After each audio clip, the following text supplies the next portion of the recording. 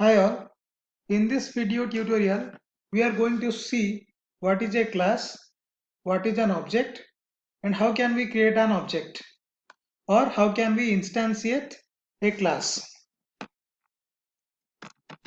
Class.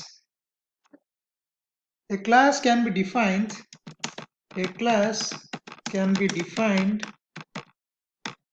as a collection of objects. It is the blueprint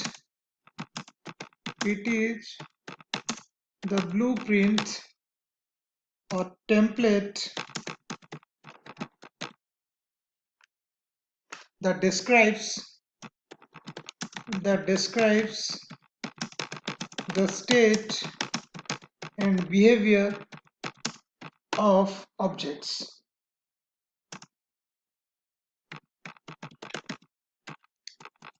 A class can be defined as a collection of objects. It is the blueprint or template that describes the state and behavior of objects. Now, what is an object? An object is an instance of a class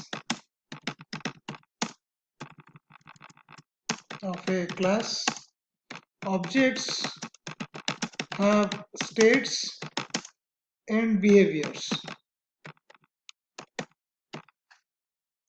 States means variables, whereas behavior means method. Behaviors mean methods. Okay, so let's take an example.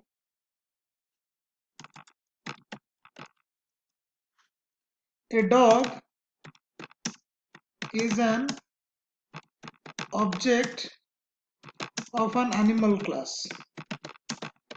So if you consider animal is a class, a dog is an object. So the dog has its own states, right? So the dog has its own states such as name, color, breed as variables, and behaviors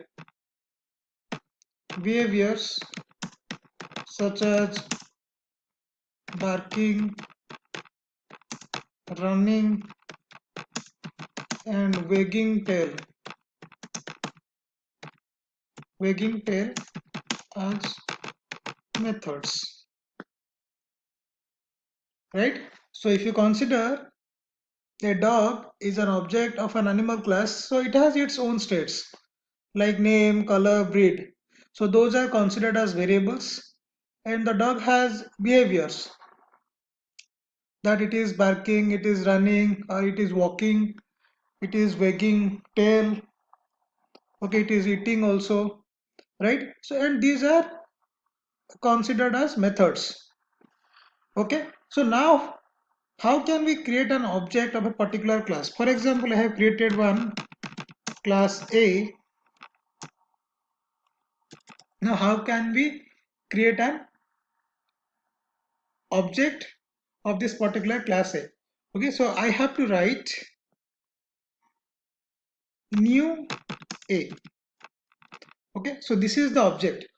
Okay, so if I write like this, capital A is equal to new A, right? So many people are having wrong perception that this small a is the object, but this is not correct. This is a reference variable. Okay, so this is a variable of class A type, right? So what we are doing, we are creating one reference variable of class A and we are assigning the object to this particular reference variable. Okay, otherwise this is the object. Okay, so if I write capital A is class name, capital A is class name, small a is reference variable, and new a is an object, right? So using object, you can access any non-static variable or any non-static methods. Okay, so let's see an example. Say for example, let me create one class,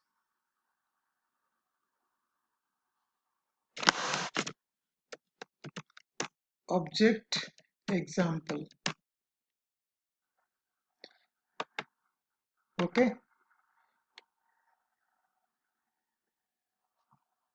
say I have created one variable here, int x is equal to 60.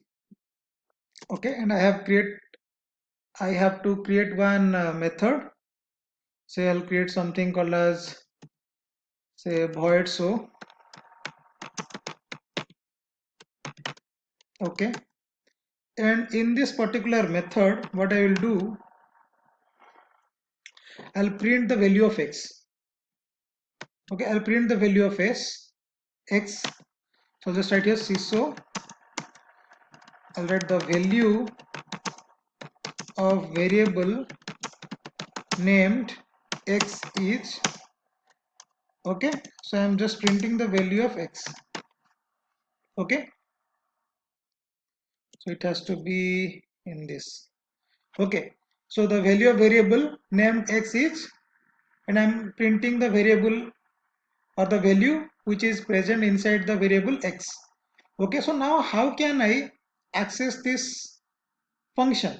Okay, so I just have to create one object of this particular class. How can we create? So take this class name, just write new dot, and I can easily call this method so. Okay, or if I directly want to access this variable also, that also we can do.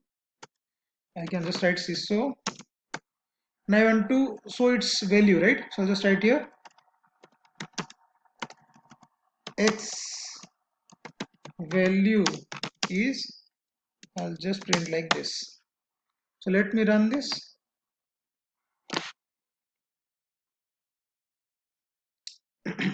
So it has to be static if you want to access it. Okay, so what I'm going to do is I'll remove this one. Okay, now I'm running it. See, run as one Java application. So now it will show me the value of x. The value of variable named x is 60, right? So this is the object. So I don't want to write like this. So that is the reason what we are doing. First we are creating one reference variable of this class. Okay, so we have to create a variable of this class type, object example type, right? So object example obj is equal to new object example. So instead of writing this new object example, I can write obj here. Same thing. Okay, so I'm just running it. The value of variable named x is 60. Okay, so but if I want to access this value, because main method is always static, right? So I have to make it static. Okay, so if I make it static, so directly I can access it. Okay, I just have to write sysO. Okay, x is equal to, so x is equal to, directly I can write x. Let me just run it. Okay, as it is a static variable, right? So no need of an object to access this variable. Okay, that we can see it later, what is the difference between static and non-static, but as of now just remember, if there is any non-static variable, right? If there is any non-static variable, then we have to take the help of an object. So if I just remove this one, I just have to take the help of object to access it, obj.x. Now this is fine. Now run this one. Yeah, x is equal to 60. So if there is any non-static variable or non-static member function or method, then we have to take the help of an object. And this is how we are creating object of a particular class. Okay. Thank you for watching this video.